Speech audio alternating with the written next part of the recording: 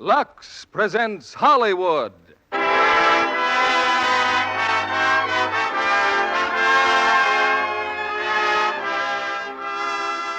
Lever Brothers Company brings you the Lux Radio Theatre, starring Alan Ladd and Veronica Lake in OSS. Ladies and gentlemen, your producer, Mr. William Keeley.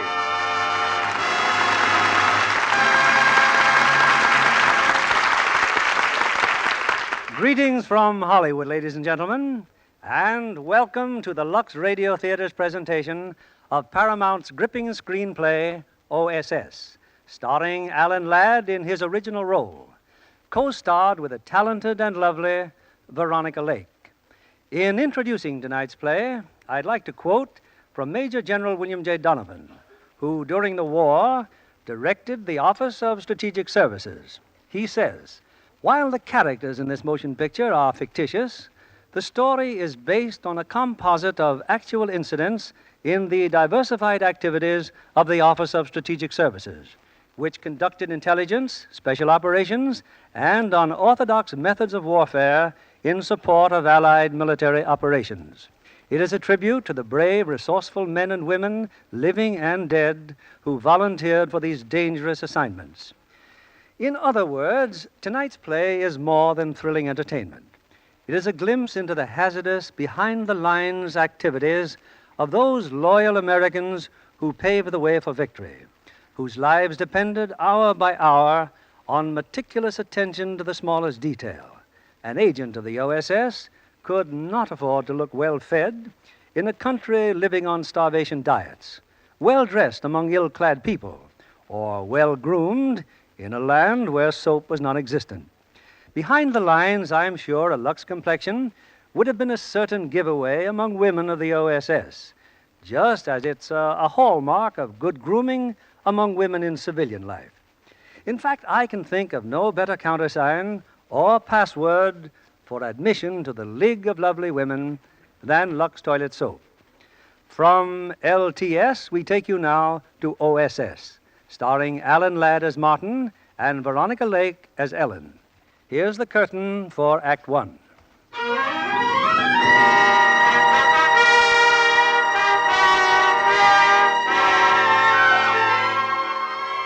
It's 1943. In a colonial mansion set in the peaceful Virginia countryside, a group of men, some young, some middle-aged, are gathered for a meeting. From their looks, it could be a salesman's convention. Closer still, a get-together of college alumni. But the lesson these men are learning was never taught in any college. There's nothing superhuman about being a good intelligence agent. Yes, it takes guts, brains, and patience. But this is a new game to us. You trainees are average Americans, and the average Americans are not brought up to fight the way the enemy fights. But we can learn to become agents and saboteurs if we have to. One of these days, you'll be working in Axis territory. You'll be on the spot every minute of the day or night. Your only chance will be to beat the enemy to the punch. Forget everything you've ever been told about fair play and sportsmanship. Forget everything, except that your country is fighting for its life. That's all for now. Radio laboratory at 10 o'clock, camera room at noon. Dismissed.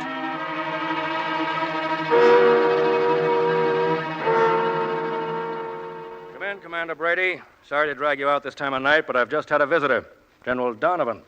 Well, your orders have come through. Operations in France, Colonel? Right. Well, when do we start, sir? Now. The job won't be finished until our troops cross the Rhine. You've got two things to do. First, get information. Second, work with the French underground and sabotage key enemy installations. Now look at this map. These railway lines that feed this area here, around the city of Orleans. Right here is one of our priority targets. Recognize it? Yes, sir, the Corbeil-Malon Tunnel. If we can knock that tunnel out, we'll paralyze the most important traffic line into Normandy. We've assigned the tunnel to Team Applejack. What's its personnel, Commander? Team Applejack, leader Rodney Gates, Army officer, World War I. Civilian occupation, railroad supply salesman in France. Good man, mature judgment, stability, and balance. Next. John Martin, lieutenant, junior grade, U.S. Navy. Civilian occupation, publicity man, knows France. Little on the cocky side, but he'll do after he's been knocked around a bit. Well, there's balance and brains. We need a little brawn. Bert Parker, chief petty officer. Civilian occupation, sportsman, motorboat racer. Sorry, but Parker's been assigned to Germany. He's lived there. If he gets through, he's to lay low as a Rhine barge worker until needed. Well, we've got another muscle man named Boucher. Used to be a hockey player. Yeah, that should do it. Balance, brains, and brawn. The ideal setup. Except we'll need one more. Someone who knows the district. Someone to contact the French underground there. What about a woman? They can often get through where a man can't. Personnel in London could recruit. I'd rather see if we can find one here first. Well, see that Gates, Martin, and Boucher stay put. Oh, you too, Commander. I'll be needing your help in finding that girl.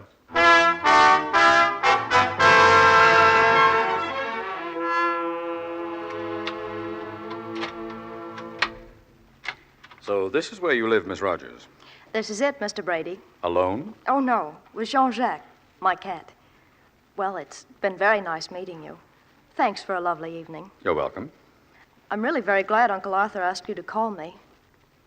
Well, good night. You're not going to ask me in? It's rather late. Oh, now, wait a minute. This is my first trip to San Francisco. My plane doesn't leave until 3 a.m. You wouldn't turn me loose in a strange town at this hour. Besides, Uncle Arthur wouldn't approve of that. Well, all right, come on in. Thanks, Miss Rogers. I knew you wouldn't let me down. I can't afford a studio and an apartment, so this does for both. Like some coffee? Later, maybe. So, you're a sculptress, huh? It seems to me I told you all about that at dinner. Trying to make conversation, Mr. Brady? I'm trying to find out how good a business it is, sculpting. Financially, I mean. It's a bust, and no puns intended. You've got quite a collection here. You do all these? Yes. Recently? You're full of questions. No, not recently. Most of them in France. I studied at Fontainebleau. Oh? When was that? 2 years before the occupation. Oh, too bad about the French. July 16th, 1429. I never was much good at dates. That's the day Joan of Arc liberated France after 100 years of occupation. Joan of Arc never ran into a panzer division. No, this time the French are finished. I'm sorry, but you don't know the French people as I do. The plain people. Their good common sense. Their stubborn pride. Their faith. Their deep faith. That's a very pretty speech. You're pretty, too. Why, in France, they even... We're not in France. We're in San Francisco, and I didn't come up to talk politics. I'm not talking politics. I'm talking about the indestructible... Your kisses would be pretty, too, Miss Rogers, if you'd cooperate a little. There's the door, Mr. Brady. Not yet. You're getting out of here right now. I'd rather stay. I'd hate to have to fracture your skull, and I'd hate even more to smash this figurine, but if you Uncle don't... Arthur's going to be very disappointed in you. Stop that idiotic Uncle Arthur routine. I haven't spoken to that stingy old goat in 10 years. He'd no more have given you my address than turn up at a board of directors meeting without his clothes. Now, just who are you, Mr. Brady, and what do you want? You're a bright girl. You're right. Uncle Arthur definitely did not ask me to look you up. You see, it's not Mr. Brady, it's Commander Brady, Office of Strategic Services. Ever hear of us? No. Then put down that figurine and relax. You and I are going to do some serious talking. Oh, that kiss. Just a sort of test, Miss Rogers.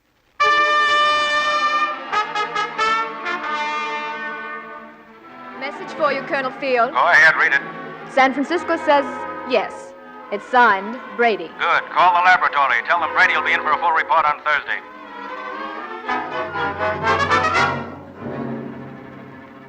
Yes, Commander, it's already here. Take a look. That's the kind of clay a sculptor would use, is it? It's what you ordered, plastic explosive that looks, feels, and tastes like modeling clay. That's wonderful. Going into the art business? Not a bad idea. Wait a minute.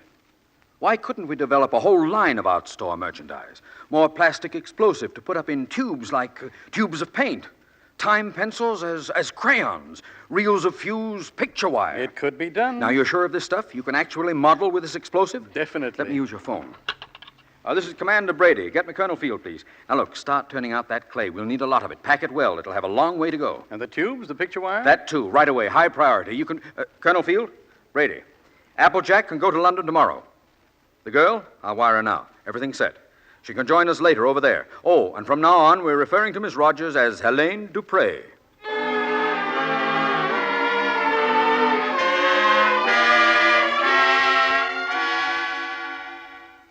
Well, gentlemen, now that Helene Dupré is here with us, Team Applejack is complete. As soon as your clothing and documents are in order, you'll be leaving this hotel. You'll be leaving London. You'll be leaving England. I don't mind saying I'm scared to death. Don't worry, we all are. Well, you men, any questions? The young lady, Commander, she's going with us? Yes? Why? We'll come to that later, Martin. What's on your mind? Well? All right, how do we treat her? Because I'm a woman? That's right. Forget it. Look, it may get pretty rugged the other side of the channel. Tough to buy a cup of coffee and tough to find a place to sleep. Let's clear that up right now, Mr. Martin. I'll buy my own coffee and find my own bed. Yeah, suppose you get picked up. Some of the most successful agents in history were women. Yeah, I know. Women like Mata Hari. How do you know what kind of woman I am? Well, I think you're the kind that ought to be raising a couple of kids in the Cleveland Heights. There's bound to be a lot of excitement where we're going, and I want to be sure everybody's going to keep calm. Now, wait a minute, Martin. Helene wouldn't be here in London unless we thought she qualified. Nothing personal, sir. I'm only concerned about operating successfully. I think we will. If Mr. Martin stops worrying about my sex. Treat me like any other member of the team. Right. Now, you all know where you're going, and you know your objectives. The Corbeil-Malon Tunnel is the jackpot. The first thing to do after landing is to contact FFI headquarters at an inn called Le Cheval Noir. When you've got something to tell us, use your radio. Now, let's go over your cover-up stories. Gates? My name is Raoul Jassy, a Parisian. I used to be an automobile salesman. When the war came, the office was closed. I've been unemployed most of the time since. My health is bad, lung trouble. I've come to stay at a farm near the city. Bad lungs, you said. I have x-rays to prove it. Here. Let me see. They're certainly bad, all right, but whose lungs are they? Mine. If I were the Gestapo, I'd have you shot. These are American-made x-rays. French x-ray plates are different. Have French ones made. Boucher? My name is Albert Bernardi. I'm an ice skating instructor. I worked winter resorts all over. Saranac Lake, Sun Valley, San Moritz. I'm looking for a man I heard was going to open a skating rink in Orleans. I can't find him, and I'm short of funds. I'll take any kind of work I can find. You're a pretty husky young fellow. Why aren't you a prisoner of war or in a labor battalion? That's right. I forgot to tell you. Here are my papers. I'm not French. I'm Swiss. The war caught me in France, and I haven't been able to get back. That's better. Martin? My name is Philippe Martin. I lost my mother when I was 8, went to live with my aunt in the United States. Came back from military service in 1935, trained 18 months, then got a job as correspondent for an American newspaper. Called back up in 39, fought at Sedan, was captured with my division. Later released by the Germans to work for them at the Renault factory. When the factory was bombed out, I was sent to Orleans to work in the railroad yard. Too glib, Martin. Otherwise, okay. Helene? My name is Helene Dupre. My home is in Orleans, where my family has lived for generations on the Routière. I'm a sculptress, graduate of Fontainebleau. Every year, my husband and I used to spend our vacations near there. He was a writer. His name was Jean. This year, I've come alone. Jean was killed in the Ardennes. A writer? I said I was a correspondent, but my articles would have appeared in the United States. You can find Jean Dupre's work in the back issues of many French magazines. Oh, then Helen Dupree is real. She was my roommate at Fontainebleau. We were inseparable. People used to call us the sisters. Oh, what happens if you run into her? I won't. She's missing. This is her last letter. She says, "Goodbye, my sister. It will be evening soon, and I shall walk down to the beach and out onto the surf. Thinking of you, thinking of Jean." Shall I go on? No, I'm sorry. Well, I suggest you all go to your rooms now and get some sleep. Chances are you'll leave tomorrow night. You will be dropped, of course, by parachute. I'll see you in the morning.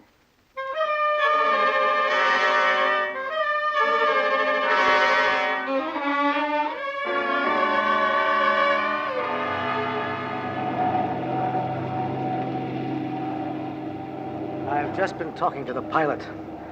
How do you feel, Helene? Oh, just fine. No, is that what the pilot wanted to find out? When do we jump? We just flew over our destination. There should have been a signal from the ground. Well, there wasn't any. Hey, that means there'll be no FFI to meet us. That's right. You want to turn back? I say we should jump blind. Any objections? No. No, let's jump. Good. We'll jump blind then. Oh, our pilot assures me our plane has been spotted by the Nazis. We expected that, didn't we? Yes, but that may make things a little tough down below since there's no one to meet us. Still want to jump? Let's Yes, go. sir. Okay, I'll tell the pilot to run us in.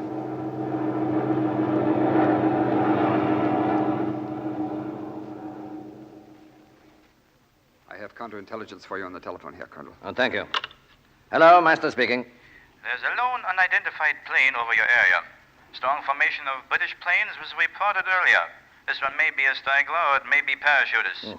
I suggest that the area be covered immediately. Yeah. Geisman, Ja, Herr Colonel. possibility of parachutists in this area. Watch that inn, Le Cheval Noir. They have been rendezvousing there. Don't raid it. Only watch it.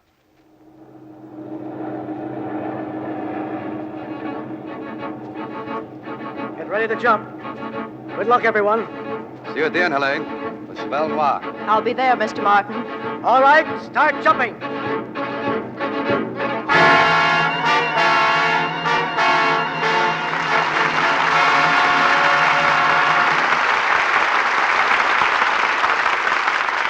In just a moment, we'll continue with the second act of OSS, starring Alan Ladd and Veronica Lake.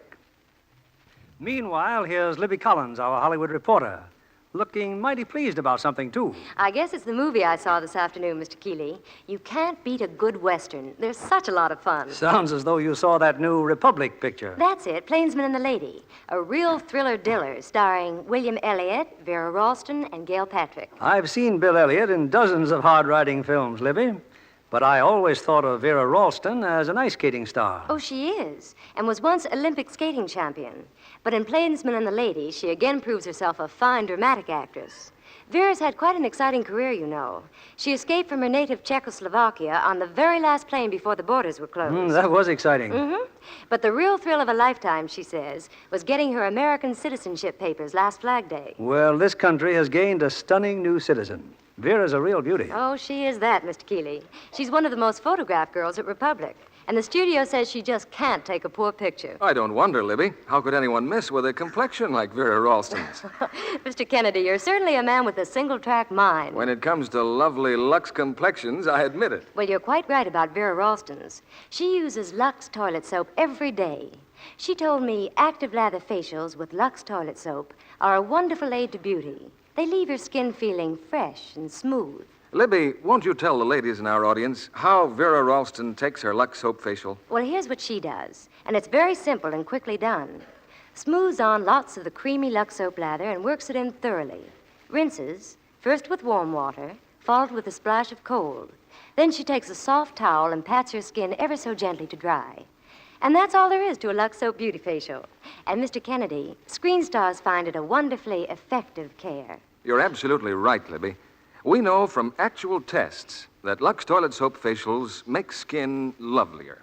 These tests were made by skin specialists, and they showed improvement in a short time in 3 out of 4 cases. Hollywood stars just have to have a complexion care that works. And that's why Lux toilet soap is the favorite beauty soap of 9 out of 10 screen stars, the loveliest women in the world. Mr. Keeley returns to the microphone. We continue with Act 2 of OSS, starring Alan Ladd as Martin and Veronica Lake as Ellen.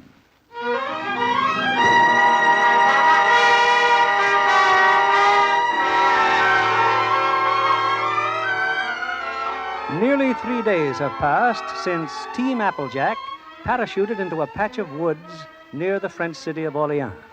Now in London, where he's been joined by Colonel Field, Commander Brady has received his first radio message from the saboteurs. The message has just been decoded, Colonel. Well, not too good. Gates is dead. Gates? The night they landed, he and the girl went to the inn first. Something must have gone wrong. The others found his body in the morning. And the girl? Not suspected. I've ordered Martin to take over. They're proceeding as scheduled. Well? Martin's got a job in the railroad yard. Boucher's become a scissors grinder. He's rented some sort of a hovel to live in. He'll radio us from there as long as he can. Helene? She's made contact with the underground. An old man named Aubert has a shop that sells art supplies. She's found a studio close by. Then things should start happening. They will, sir. They will.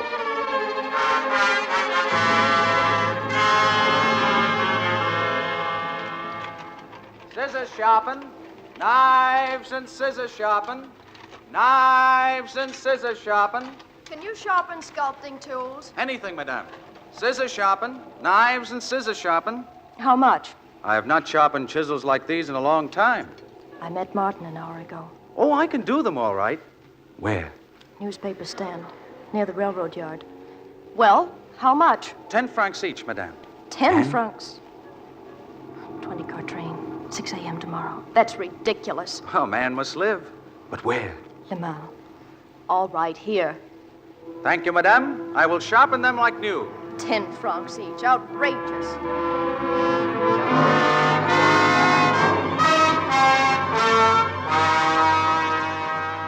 Hello? Hello? Yes, this is Colonel Field. What time? Confirmed? Fine. Yes, Brady's with me now. Hope to have another job for you very soon. That was British Air Intelligence, Brady. Well, Applejack's in business. The bombers got the train at Le Mans this morning, completely destroyed. Any other news from Martin? A little. Elaine's rounded up some FFI. They're all meeting tomorrow afternoon in Aubert's art shop.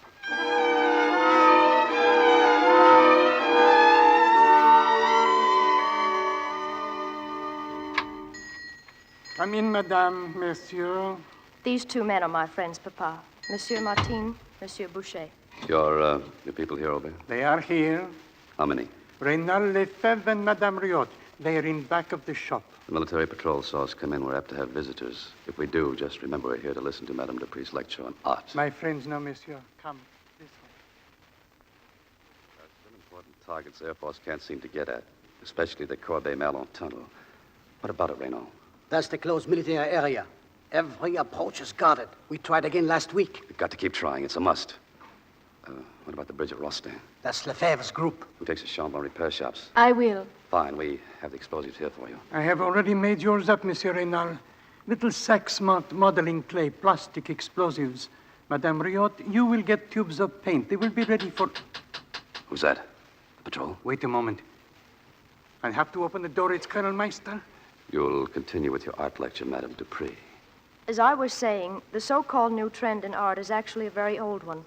We know to return to the classic form, but with a certain utilization of Colonel Meister. Good afternoon. Must be the creation of a I am school fortunate to find you here. A little Sunday afternoon discussion, Colonel. If I can be of any assistance... I'm quite sure you can help me. But first, if you don't mind, I would like to listen to the young lady. We are honored, We must Colonel. avoid the decadent spiritual attitude of a man like Modigliani. The degenerate impressionism Of Cézanne? Of course. If I may digress, the Colonel has brought up a most interesting Close point. the door, Aubert. No need to Those of disturb you the who study discussion. Cézanne readily understand the absence. Well, Aubert, what do I see under the counter? New tubes of paint, huh? Yes, Colonel. Ah, let me see. Cerulean, my favorite blue. What about the other colors? I'm sorry, but Oh, no, I won't bother. I have no time for painting. Sketching is all I can do these days. Aubert, that young woman in there. An unusually gifted sculptress. Oh, may I meet her? But of course.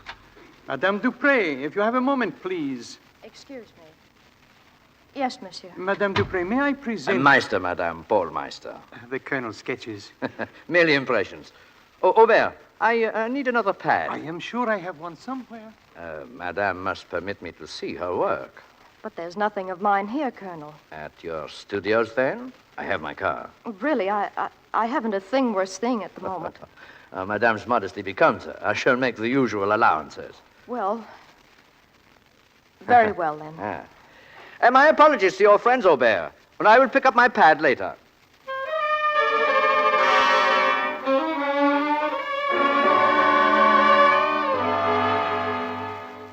Ah, very nice studio, Madame. Excellent light. Your husband shares it with you? I'm a widow, Colonel. But, well, I have been going with another man. I'm sorry. A Frenchman in the city here? He's away. He's an engineer. Oh, the Normandy fortifications? He never tells me, Colonel. This statue here is lovely.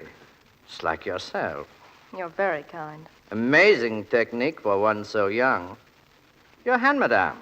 Remarkably feminine for this kind of work. If the Colonel would care for some tea, And your perhaps... pulse. It's quite irregular. Could I be responsible for that? You're very discerning. So? And you are an incredible woman, my dear. Beauty and talent are rarely combined in a single individual. I confess I find it difficult to believe that these works of art here are yours, or that you are what you say you are. May I prove it? How? Sit down. I'd like you to pose for me. Oh? that may take several sittings. Several. I'm delighted, Madame, delighted. Perhaps when it's finished, you'll believe me. Perhaps. Your head. A little more to the side, please. That's it.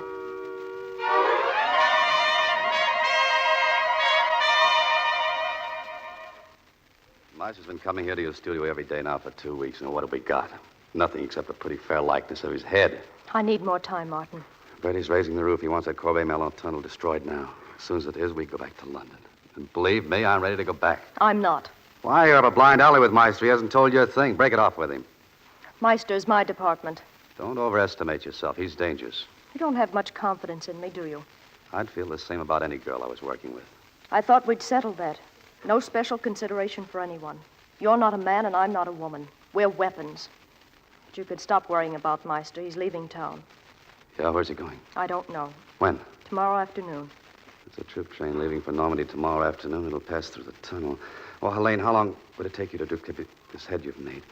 Exact duplicate made out of our plastic explosive clay. Tomorrow noon. Could you get Meister well, I mean... Oh, forget it.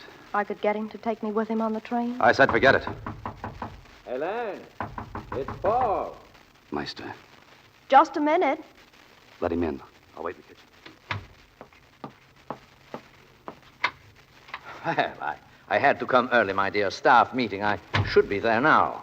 Then you won't sit for me. I came only to say goodbye. Will you miss me, Helene? Paul, take me with you. Oh, I'm afraid it's impossible.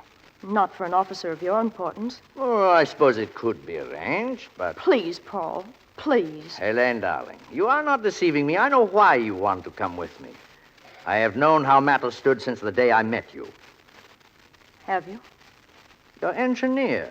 You are trying to get to him in Normandy. You're too clever for me, Paul. And you are too unscrupulous for me, Helene. All right. You may come with me. Thank you, Paul. After all, our little masterpiece is still incomplete. Bring it with you. Pleasant journey together, a weekend perhaps to finish it, and then, my dear girl, go with my blessing. Is that satisfactory? Oh, yes. Good. Be ready to leave early in the afternoon. My driver will take you to our compartment on the train. Auf Wiedersehen, Helene. I heard what he said. All right, get to work on the duplicate right away. Explosive clay will require a fuse, and I don't know how to set one. Obed will bring a fuse here. He'll set it. How will you pack it for travel? A wooden box, I suppose. Just make sure you'll be able to open it quickly. Light the fuse when the train stops in the tunnel. You're sure it will stop? I'll see that it does. Reynald can get me a railroad inspector's pass. The train takes on water a few miles east of the tunnel. I'll get on then. As for getting off, we'll both have to take our chances. Of course. Good luck, Martin. Yeah, thanks. Maybe I'll see you tomorrow at the tunnel. What? Never mind. Get to work.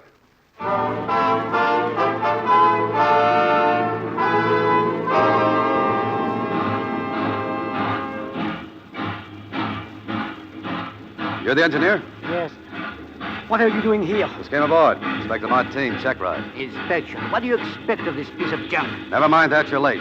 Should have passed the Corbeil-Malon tunnel at 3:26. We'll pass it in 5 minutes. All right, then slow down. He's got a gun, huh?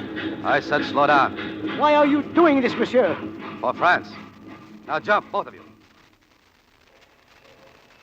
Paul, the train stopped. What's the matter? Oh, it's nothing. Seems very strange stopping in a tunnel. It makes our journey together longer. Paul, I'm worried. Please go and ask someone. No, later. But I'm really frightened. Please, Paul. All right. Corporal, where are you? I had the train. Stop.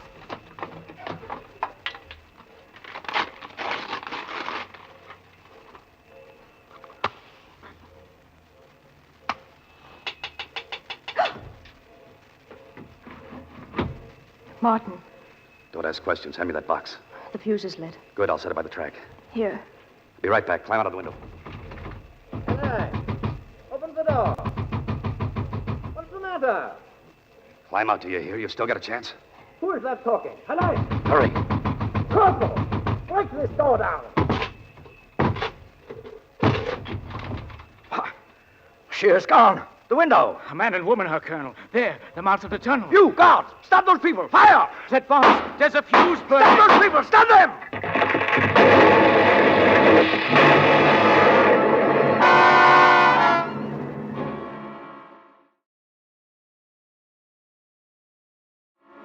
Come in, Brady. Well? The report's confirmed by aerial reconnaissance, Colonel. The tunnel's destroyed. That's great. Yes.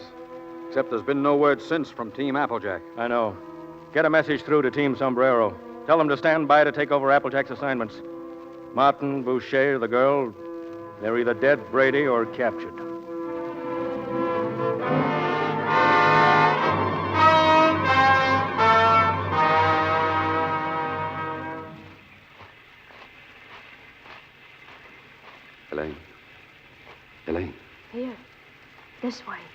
I should have been back long ago. Sorry I got lost. It's pretty dark in those woods at night. It's the only reason we're alive. Night and a place to hide. I found Boucher. He couldn't get a car. Meister's alive, and he closed in too fast. He can't stay here. I know. I sent Boucher on to Dijon. If he can get to a radio, he'll contact Freddie and have him send a plane in to pick us up. When, where, I don't know. We'll meet Boucher at the park in Dijon tomorrow. How will we get there? The highway's full of refugees. We'll have to lose ourselves among them. It's safer if we travel alone. No, you're in pretty bad shape. I'll manage. Oh, now look. You look. We almost failed in the tunnel because you came back for me. Never come back for me again. Do you understand? Never come back. Okay. Can you find the highway? Yes. The park in Dijon tomorrow.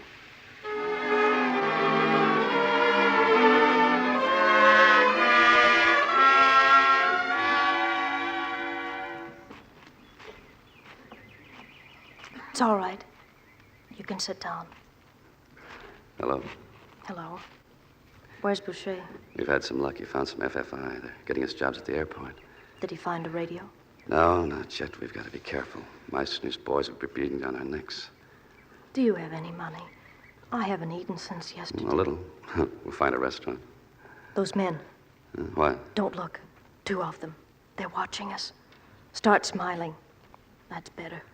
I'm going to kiss you. Sweethearts, a park bench. That may convince them. Too bad, Martin. They're still watching. Come on, we better go.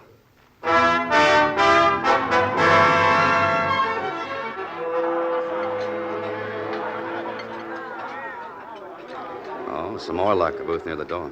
Just get me something to Sit eat. tight. Company's coming. One of those men in the park. Well, good evening. May I join you? Thank you. I'm sorry, but there must be some mistake. Mistake, Monsieur Martin and Madame Dupré? You're quite wrong, monsieur. I think not. I am Amadeus Brink, Gestapo.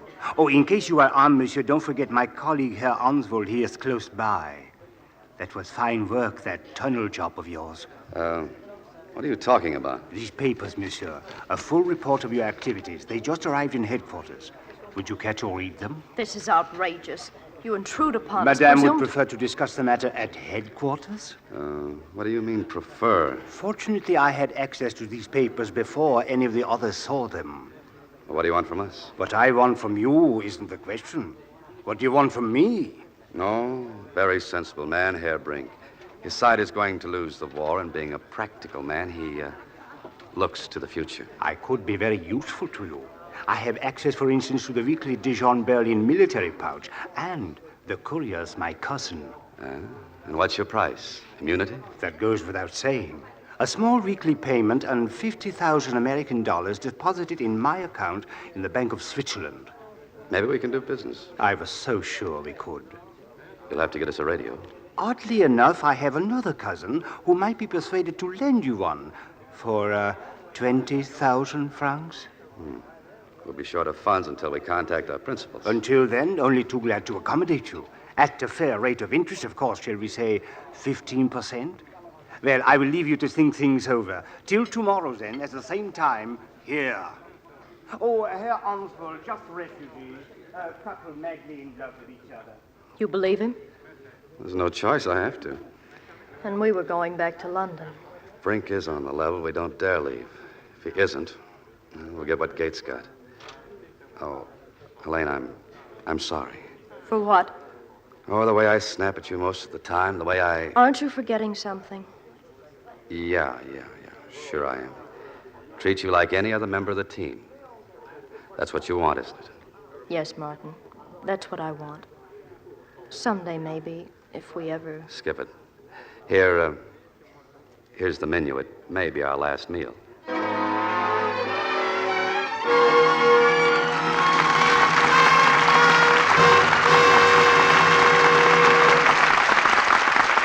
We pause now for station identification. This is CBS, the Columbia Broadcasting System.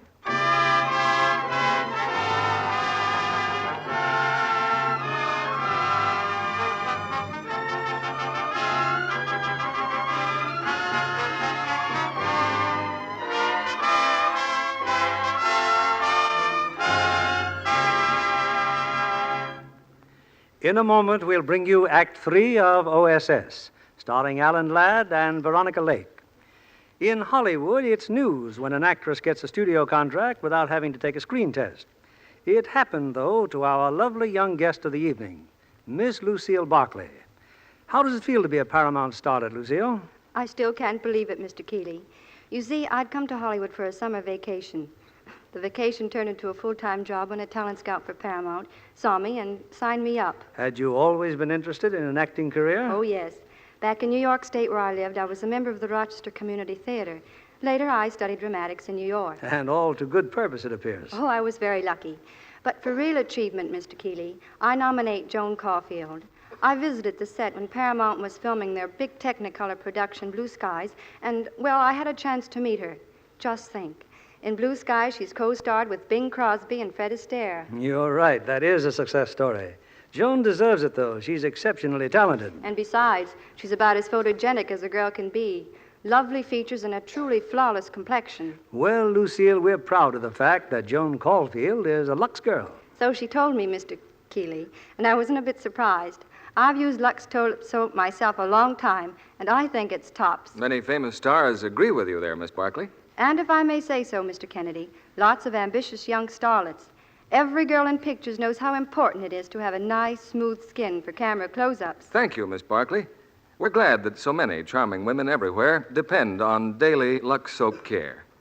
It's a fact that active lather facials in a short time give skin fresh new beauty.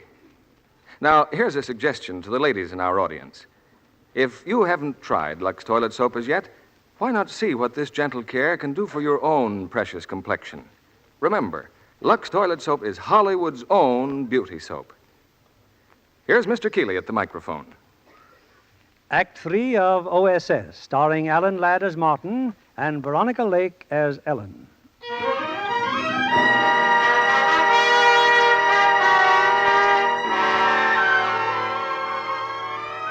For a month now, OSS headquarters in London has been receiving amazing information from Team Applejack, and Allied bombers subsequently have been smashing Nazi installations with bewildering accuracy.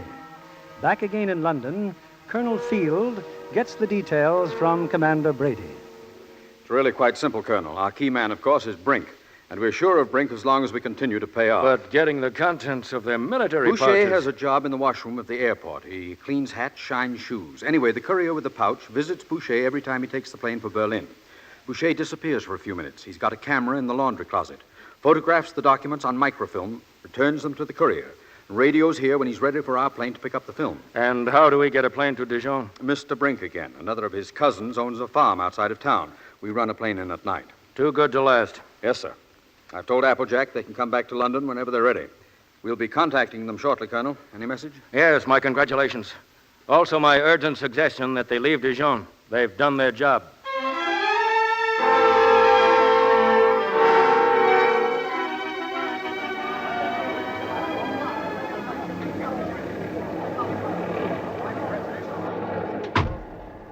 Shoe shine, sir?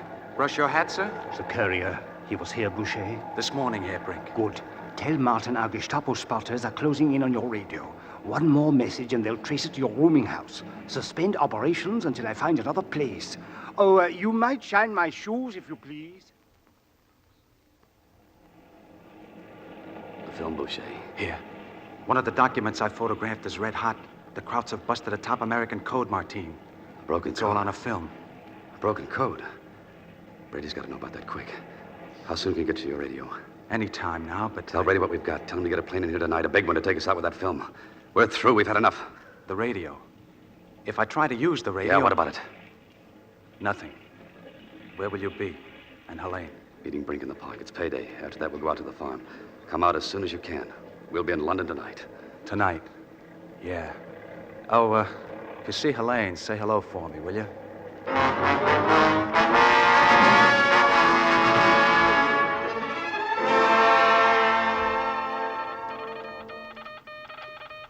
Details of Nazis breaking code on film. Send plane tonight. Pick up Martine and Dupre. Looks like I'll be staying. Couple of men in hallway now. Someone at Skylight, too. If you can contact my mother, please tell her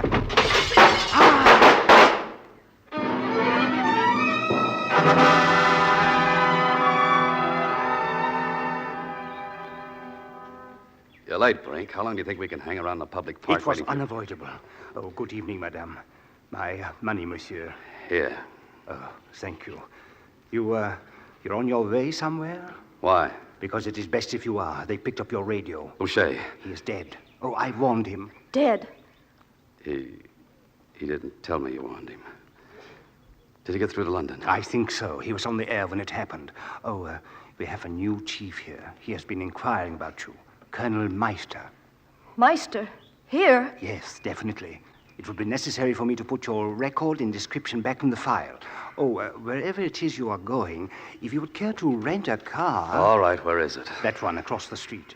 Shall we say 10,000 francs? I'll give you 8. I am a reasonable man. 8,000. Good night. Good night.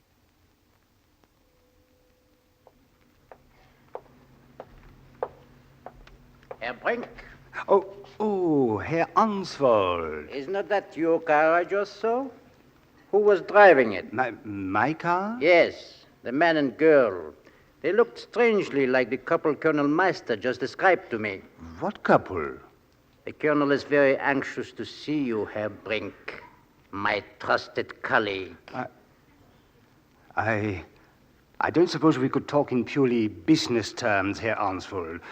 Shall we say 100,000 francs? No, I suppose not. Come along. Pity. I was always such a reasonable man.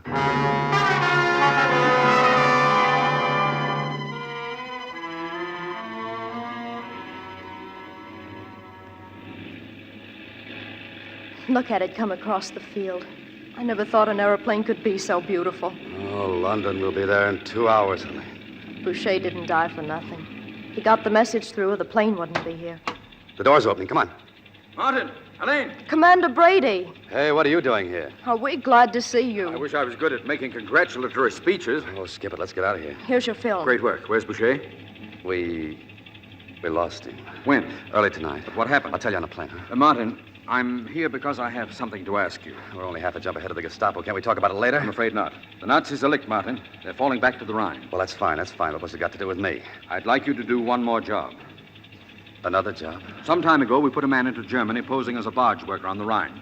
The sector he was assigned to has been selected for one of our crossings. If he's still alive, he'll have invaluable information on troop dispositions and fortifications. I don't get it. There's no way for him to get the information to us. We need somebody to go in there and contact him and send it out on a ground air radio. I brought one with me. And how long do you think we can live like this, with our stomachs turning over every time a foot falls or a door opens? You've got plenty of other people working for you. Why do you have to pick on me? Because you're the only available agent who'd recognize our man, the only agent he would recognize. You remember Parker? Yeah, sure, I remember Parker. So what? I'm no hero. I don't want to volunteer for anything. I want my identity back. Don't you suppose Parker wants his identity back? If you want me to take that assignment, you've got to order me to take it. Then it's an order. Okay. What was that I said, Elaine? London in 2 hours? Will you be there when I get back? When we go together. You're going now with the commander. That's up to him, isn't it? Mice catching up with us. How much longer do you think our luck can hold out? Gates, Boucher, we're next. Go on back to England. I'll handle this deal alone. We've worked well together. 2 agents are better than one. It doubled your chances. She's right, Martin. As long as she's offered to stay, that's it. You'd better get that plane out of here. You're to make your way to Strasbourg. Here, instructions and directions. Burn them when memorized. You'll meet up with the Madame Prideaux. She has a place in the country, she and her grandchild. You'll work from there. Good luck, Helene. Good luck, Martin. Good luck. What does that mean, sir?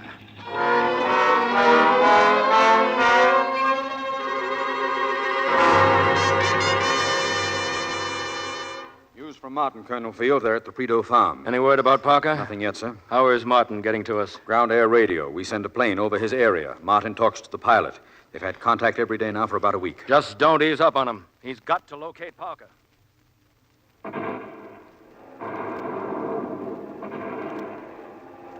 More bombers, Madame Prideaux. But there are bombers. Don't be frightened, Giraud. I'm not frightened, mademoiselle. In the village this morning, German soldiers all over, stealing everything. They may come here. They're retreating. They may. But these potatoes they will not find. And we will have these potatoes planted before the spring is out. Who's to plant potatoes, Grandmère? Our men will come back, Gerard.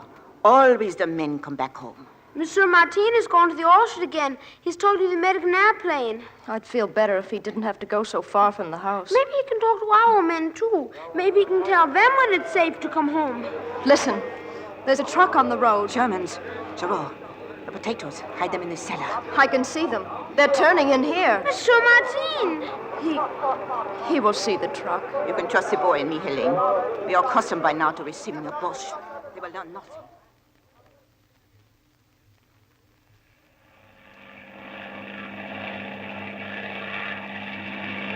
Can you hear me up there?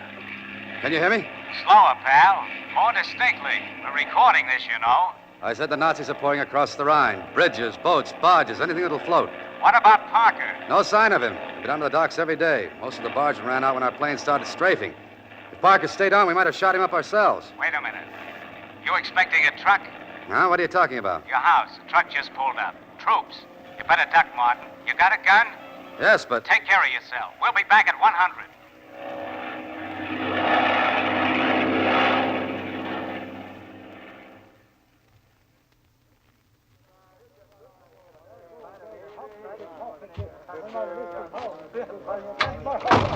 Stand back against the wall.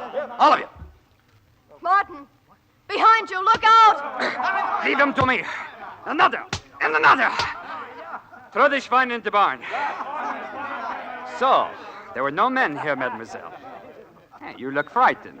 Do soldiers frighten you? Well, then we will leave these soldiers. Schweigler. Jawohl, Herr Lieutenant. Mademoiselle and I will be in the other room. We will not wish to be disturbed. Sorry if I gave you a scare. You're Helene Dupre, aren't you? How did you... No time for questions. I'm Parker. Martin recognized me. That's why I didn't shoot. I heard him, but I had to. I've seen you both down at the docks, but I never was able to get to you. That's why I got this uniform filling with those drunks inside. Now, I've got to talk fast, so listen carefully. The Krauts are heading for the East Bank. I have their troop dispositions down cold. Can you get them out? Martin has an air-ground radio. He keeps it buried in the orchard. Good. I'll get rid of these troops inside, but I'll have to go with them. So it's up to you and Martin to get this information through. Go ahead. All right. It's about 5 miles between Fredericksburg and Trubin with nothing but a few patrols between. That's just one of the weak spots. There's another just north of Lacen. If our troops cross at these spots, we'll save thousands of lives. Now repeat after me. The 146th Panzer Division in reserve near Broheim. The 146th Panzer Division in reserve near Broheim. The 122nd Grenadiers just west of Linstein. The 122nd Grenadiers just west of Linstein. The 8th Infantry Division due south.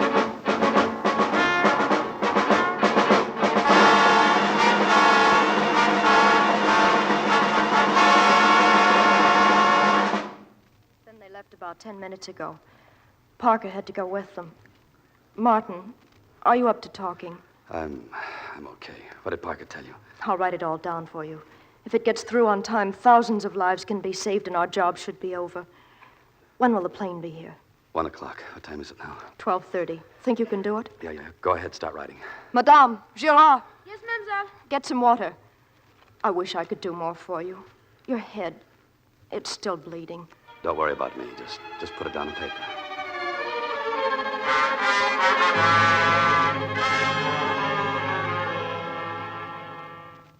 Here. This is it, Martin. Everything written down.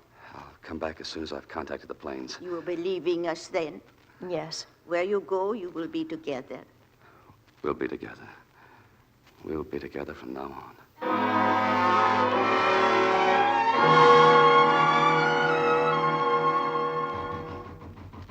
Open up here. Open up. Grandmère, who can you see? Oh, boss, Gerard. 2 soldiers and an officer. Open Quick up, now. I say. Hide in the kitchen. If they make trouble, Mademoiselle says to find Monsieur Martin. Warn him. She's going to the door now, so hurry. I listen, Grandmère. Open this door. I'll warn him if need be. Yes? Sorry to intrude at this hour. Helene. Well, we never had our little weekend in Normandy, did we? That's a great pity. You have nothing to say? Sure you remember me, Meister, Paul Meister? I remember you very well. You are alone here? I am here, monsieur. I refer to Martine. Then I am quite alone. Unfortunately, we can't spend too much time finding out if you are telling the truth. Sergeant, take the old woman to the car. And the girl, Herr Colonel? Wait outside. I will deal with her. Madame, come. Elaine Dupre. I still find you a remarkably attractive woman. I can almost forgive myself. Myself, not you, my dear. Then let's get this over with. All I ask is that I be taken quickly to wherever people like myself are dealt with. Not yet. I find this reunion curiously satisfying. At last, Helene. At last.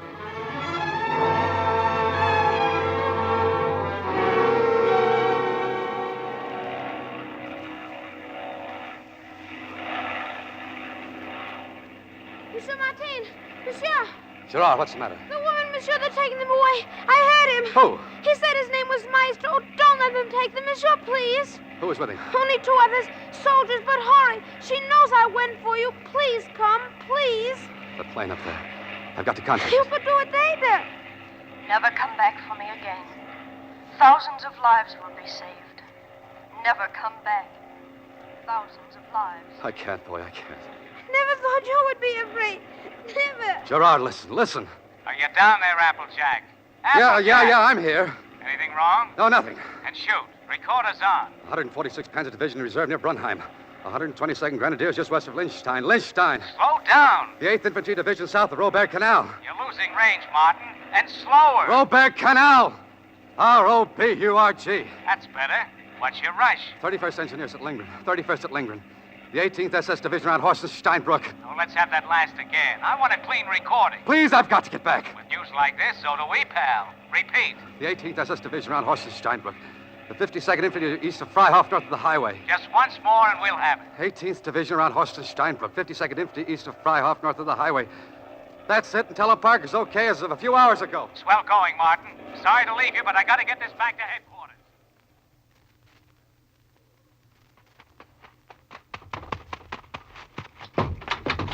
Helene! Helene! They're gone, monsieur. They're too late. They're gone. Helene.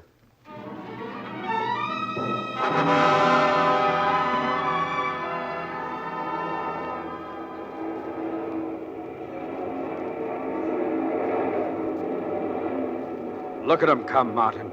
Trucks and jeeps, planes and tanks. Soldiers. Our soldiers, Martin. Crossing the Rhine. Yes, sir. Job's almost finished. Thanks, Martin. Don't thank me. Thank them, the ones who didn't live to see this. Gates, Boucher, Helene. Tell me about her, Commander. I didn't even know her real name. Rogers. Ellen Rogers. Ellen. Where was she born? I don't recall, but I can find out for you if you'd like. No, it doesn't matter. It was somewhere back home. Like the town I came from. The same town, maybe. Yeah, she might even have lived just around the corner.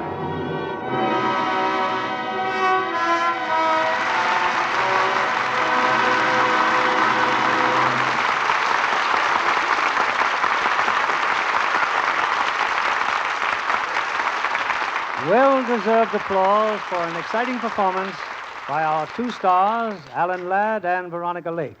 And here they are, back at the footlights for the curtain call. Well, one of the real stars of tonight's play, Bill, was William Donovan, whom you've mentioned in your introduction. Yes, he was head of the OSS in real life.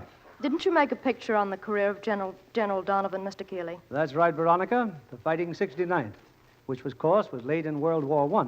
And made a great movie, incidentally. Speaking of pictures, Alan, I understand that since yours were released in continental Europe, you've become the #1 box office hit over there. And to think they had to wait 6 years before seeing Ellen on the screen. Not to mention you, too, Veronica. That's right, Alan. You two have been together in so many pictures. I sort of missed Veronica in your latest Paramount production, 2 years before The Mask. Yeah, I missed her, too, Bill, but we're going back together again when we start shooting Saigon out of your old Paramount. Well, that's good news for Ladd and Lake fans. By the way, Veronica, what happened to that famous over-the-eye hairdo? Well, I thought it was about time to see how the other half of the world lived, Mr. Keeley. Hey, how long did you wear your hair like that, Veronica? How long? Oh, about 24 inches.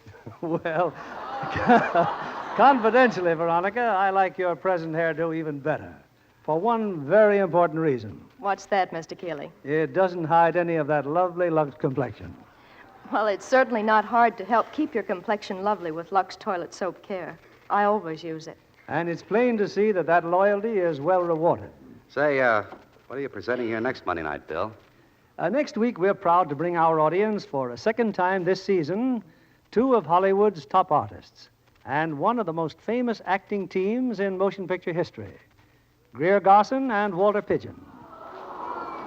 They appear in their original screen roles in Metro-Goldwyn-Mayer's epic drama, Mrs. Parkington, the story of a man who ruled a dynasty with daring and ruthlessness, and a woman who ruled a man with love alone. A great cast, a great play, Bill. Congratulations. And good night. Good night, and thanks to both of you.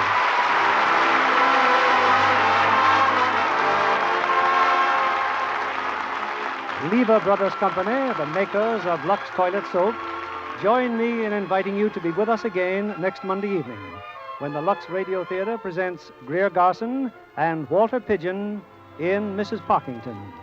This is William Keeley saying good night to you from Hollywood.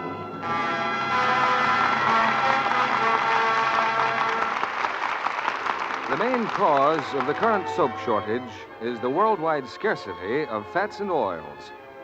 Industrial fats are needed also in the manufacture of many other essential household goods. So please continue to save used kitchen fats. Your butcher will pay you for every pound you turn in. Secretary of Agriculture Clinton P. Anderson says it is urgently important that American women keep on saving and turning in used fats, taking advantage of larger meat supplies to step up their fat salvage. Heard in our cast tonight were Gail Gordon as Brady, Joseph Kearns as Meister, and Richard Benedict as Boucher. Charles Seal, Norman Field, Jay Novello, Ralph Sedan, Noreen Gamil, Ed Emerson, George Neese, Howard Jeffrey, Henry Rowland, George Sorrell, Truda Marson, and Robert Conte. Our music was directed by Louis Silvers. This program is broadcast to our men and women overseas through cooperation with the Armed Forces Radio Service. And this is your announcer, John Milton Kennedy, reminding you to tune in again next Monday night to hear Mrs. Parkington with Greer Garson and Walter Pidgeon. Rely on Spry, S-P-R-Y. Yes, it's Spry for lighter, finer, richer flavored cakes every time. Make that next cake with pure, all-vegetable Spry, the shortening with the magic cake-making secret. Hear him say, Wonderful. the reason why, S-P-R-Y. For all you bacon fry, rely on Spry. Be sure to listen in next Monday night to the Lux Radio Theatre presentation of Mrs. Parkington with Greer Garson and Walter Pidgeon. And why not tune in a half hour early to hear Joan Davis over most of these stations? This is CBS, the Columbia Broadcasting System.